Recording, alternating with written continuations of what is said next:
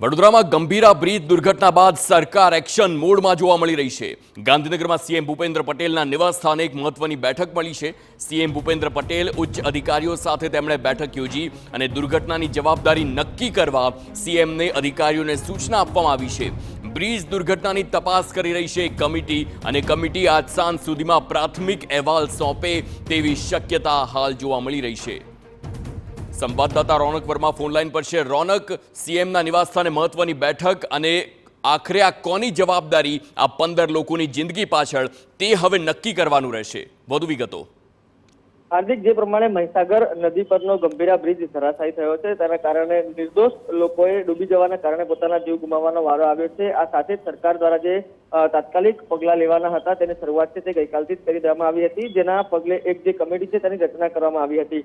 આ કમિટીએ પોતાનું કામ શરૂ કર્યું છે। આ તમામ બાબતોની વચ્ચે મુખ્યમંત્રી ભૂપેન્દ્ર પટેલ છે તે હાઈ લેવલ બેઠક છે તે કરી રહ્યા છે। મુખ્યમંત્રીના નિવાસસ્થાને એક બેઠક છે તે મળી છે, જેમાં જે ઉચ્ચ અધિકારીઓ છે તેમની સાથે જે રિવ્યુ બેઠક છે તે ચાલી રહી છે। આ બેઠકનું મુખ્ય કારણ એ છે કે જે બ્રિજ તૂટ્યો છે તેની જવાબદારી કોની, કયા અધિકારીઓ છે તે આના પાછળ જવાબદાર હોઈ શકે તે તમામ નક્કી કરવા માટે જે મુખ્યમંત્રી છે તે રિવ્યુ લઈ રહ્યા છે। કેમ કે સ્વાભાવિક છે નિર્દોષ લોકોના જીવ આ પ્રકારે જાય ત્યારે જે સરકાર પોતે સંવેદનશીલ છે તે પ્રકારનો દાવો કરે છે ત્યારે કયા અધિકારીઓની જવાબદારી નક્કી કરવી તે અત્યારે જે મંથન છે તે ચાલી રહ્યું છે। ગઈકાલે જ રાજ્ય સરકારે આ કમિટીની રચના કરી હતી અને આ કમિટી પોતાનો પ્રાથમિક અહેવાલ છે તે આજ સાંજ સુધીમાં આપે તેવી હાલ શક્યતાઓ જોવાઈ રહી છે। પરંતુ આજે તમામ ઘટનાક્રમ બાદ રાજ્ય સરકાર છે તે ક્યાંક ને ક્યાંક હવે એક્ટિવ મોડમાં જોવા મળી રહી છે અને ખુદ મુખ્યમંત્રી આ તમામ બાબતોનું નિરીક્ષણ રાખી રહ્યા છે અને અધિકારીઓ સાથે હાલ રિવ્યુ છે તે લઈ રહ્યા છે।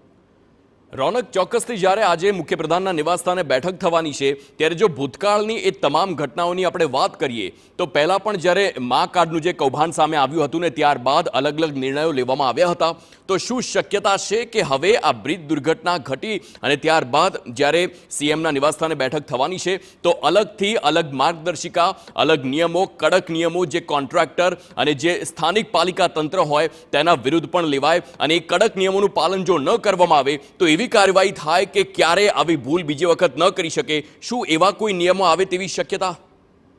હાર્દિક, સ્વાભાવિક રીતે ન માત્ર માકાડ પરંતુ આપને ખ્યાલ હશે કે રાજકોટમાં જે ટીઆરપી મોલકાંડ થયો હતો અને ત્યારબાદ જે જવાબદાર અધિકારીઓ છે તેમની સામે પણ જે રાજ્ય સરકાર છે તેમના દ્વારા એક્શન છે તે લેવામાં આવ્યા હતા। મોરબી કાંડ છે તેમાં પણ જે ચીફ ઓફિસર સહિતના જે અધિકારીઓ હોય તેમની સામે પણ એક્શન લેવામાં આવ્યા હતા। એટલે કે જેમ મેં આપને જણાવ્યું કે રાજ્ય સરકાર છે તે પોતે સંવેદનશીલ હોવાનો દાવો કરે છે અને હવે જ્યારે ઘટના ઘટી ગઈ છે ત્યારે આની જવાબદારી કોની તે નક્કી કરવાનો સમય છે અને તે નક્કી કરવામાં આવી રહ્યું છે। સ્વાભાવિક રીતે એવી આશા પણ રાખી રહ્યા છે કે આગામી કેટલાક કલાકોમાં એ જવાબદારી છે તે તૈયાર થાય। એ ચાહે કોન્ટ્રાક્ટર છે, કોન્ટ્રાક્ટર એ થર્ડ પાર્ટી તરીકે પોતાનું કામ કરે છે, પરંતુ રાજ્ય સરકારના જે અધિકારીઓ છે તેમાં કોની જવાબદારી છે તે નક્કી કરવાનું ખાસ કારણ રહેશે। કેમ કે રાજ્ય સરકારની એ જવાબદારી છે કે રાજ્યના તમામ નાગરિકોને સુરક્ષિત જીવન આપે, પરંતુ જે 15 લોકોએ પોતાના જીવ ગુમાવ્યા છે તેમાં ક્યાંક ને ક્યાંક જે અધિકારીઓ છે, અધિકારીની બેદરકારી છે તે જવાબદાર છે અને તે જવાબદારી નક્કી કરવા માટે ખુદ મુખ્યપ્રધાન છે તે રિવ્યુ બેઠક છે તે લઈ રહ્યા છે।